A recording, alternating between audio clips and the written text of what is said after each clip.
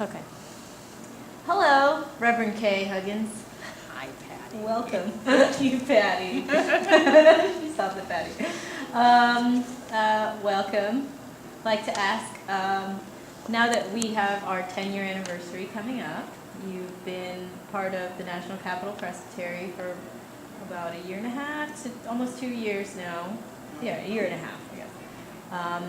And I guess you've watched us grow, or we've grown to develop a strong relationship with you in the past year and a half. And just share with us your memories, or how, what you feel EIPC's accomplished, I guess, in the past year and a half, and how we've grown or not grown, or what you feel about us, I guess. Okay, so I started just at the time that grants had to be applied for. Okay. So it was September, October. And so my first introduction to the congregation was on paper. And I read about all the things that you had done in 2013. And I was really excited. There seemed to be a lot of interest in youth work.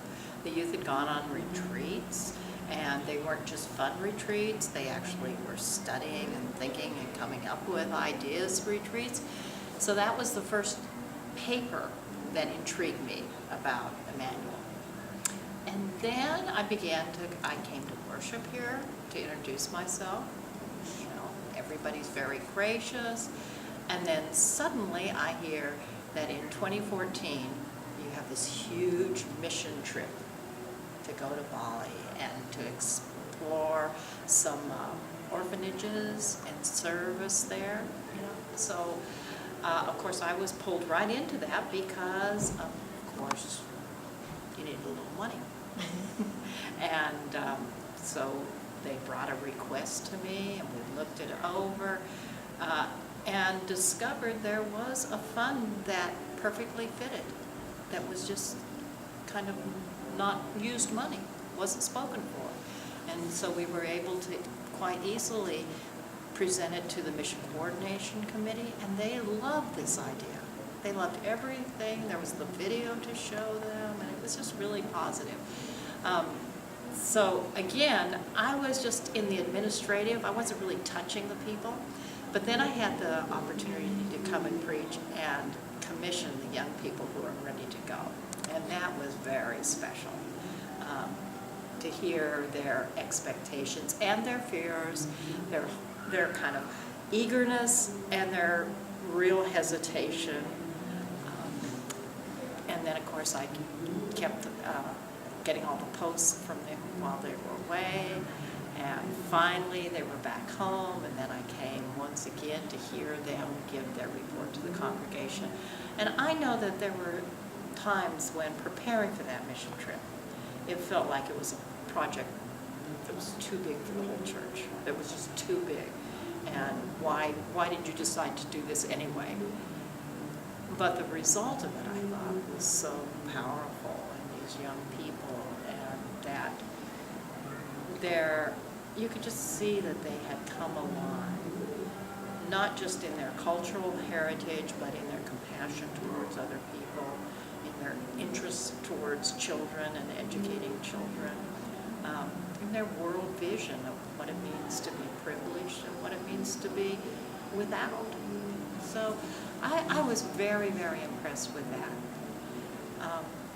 But it wasn't too much longer that I was called in for a budget consultation with some of the session leaders. And there was a lot of anxiety, like, we did this big thing.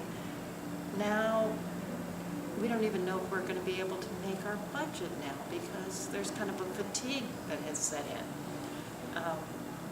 And I remember talking with them, and it was just, again, it was one of those moments where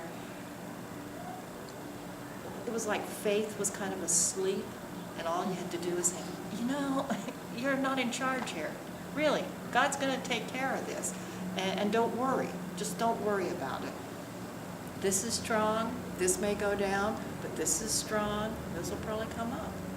And, you know, in an hour conversation, we went from feeling complete gloom to, well, yeah, this is probably possible.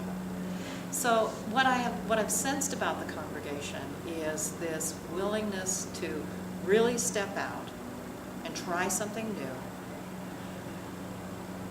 and to be a little nervous in the midst of that.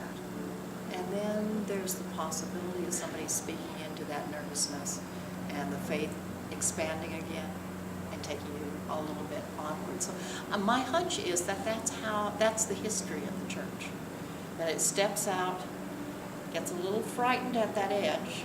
Somebody comes along and speaks a word of encouragement, or somebody within the congregation stands up and gives that word, and suddenly you're able to move ahead because you knew that that was the right path anyway. So that's what I've experienced in your congregation. Great. That's excellent. I'm going to move on to the future question unless you have. So in wrapping up our 10-year journey, now we face an upcoming 10 more years to come. Well, at least, obviously. But the next milestone, obviously, is the next 10 years. So I guess what would be your words to, what would you say to the congregation in us entering into this Next 10 years. Yeah. You've already placed a value on your rising generation, and that value has to remain central, so that with each generation that rises up, the church is going to change and modify and be the same. But we want the Christian faith to be experienced and grasped by each of those rising generations. So that's probably the most important thing that you are doing right now, is looking to your younger people and helping them come along and grow in faith. The other thing that you're doing, and this is happening by reaching out, you have people within your congregation who are involved in the ministry, in the Immigrant Ministry Network. Your pastor's involved in the Asian Council.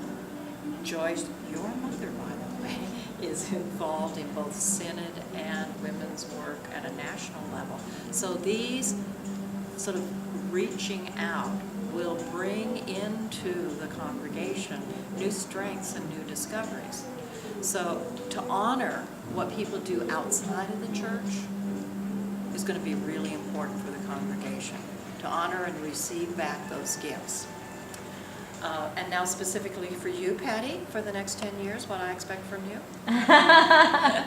Actually, I'm very hopeful about initiating a young adult immigrant ministry network. I think that will be a powerful witness to the whole presbytery. Because I know that young adults in the traditional church often just check out for vacation until they're married and have children. And that's not as true in the immigrant church. And I think the immigrant congregations and the young adults who are really bicultural people can begin to teach the more traditional church, wait a minute, there really is a place and a need for young adults. And it's important to pay attention to us. So I see the young adults, and you, as a young adult, we'll keep extending the age so you can continue to be a young adult. I see the young adult ministry as one of the most important things that you can help foster, and that's going to help the whole presbytery and all of the churches of the National Capital Presbytery. So those are the three things. Keep looking, keep nurturing the younger ones coming up. Keep receiving back the gifts from those who are involved at higher levels of the church. And specifically with young adults, become a witness to the whole presbytery about what young adult ministry can look like. Great. Anything else? All right? Cool. Got your cheerleaders talk? It's good to you. Okay, Thank you so much.